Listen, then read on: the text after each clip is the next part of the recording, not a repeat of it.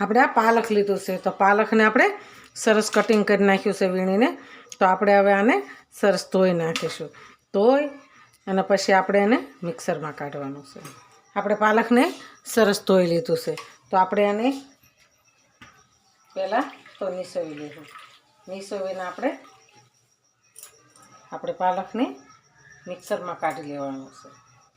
આપણે એની અંદર 3 મરચાં કટિંગ કરીને એડ કરીશું, એટલે મિક્સરમાં સરસ દળાઈ જાય. પાલકની આપણે પૂરી બનાવવાની છે. આપણે એની અંદર આદુનો ટુકડો એડ કરીશું. આપણે આને મિક્સરમાં કાઢી લઈશું. આપણે લોટ સાળી લઈશું, પછી એની અંદર આપણે મસાલા એડ કરવાના છે. આપણે લોટને સાળી લીધો છે, તો એની અંદર આપણે સ્વાદ પ્રમાણે મીઠું એડ કરીશું. આપણે હળદર એડ કરીશું, 1 ચમચી મરચું નાખીશું, થોડીક હિંગ નાખીશું, સ્વાદ પ્રમાણે આપણે ખાંડ નાખીશું. આપણે 2 પાવડા તેલ એડ કરીશું. મોણ માટે આપણે તેલ નાખવાનું.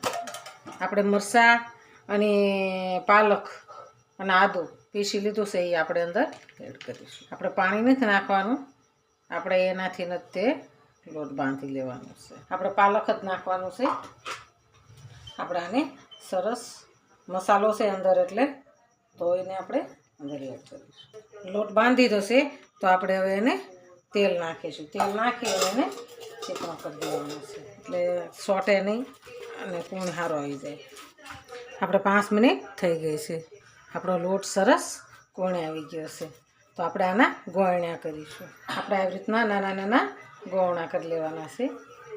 લુવા કરી લઈ એટલે પછી પૂરી એક જ સરખી થાય, નાના મોટી ન થાય.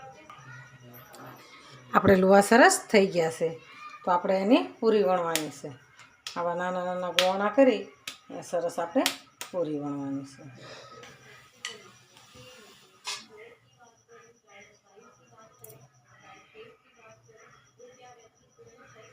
આપણે હવે તેલ મૂકીશું. તળવા માટે તેલ મૂકીશું. આપણું તેલ સરસ આવી ગયું છે, તો આપણે એની અંદર પૂરી એડ કરીશું.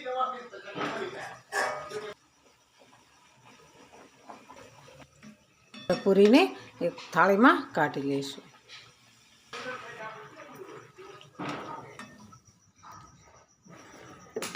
આપણી પાલકની પૂરી સરસ તૈયાર છે, એકદમ મસ્ત બની ગઈ છે. તો હાલો ખાવા. જો આ મારો વિડીયો ગમે તો લાઈક, શેર અને સબસ્ક્રાઈબ કરી દેજો. રાધે રાધે.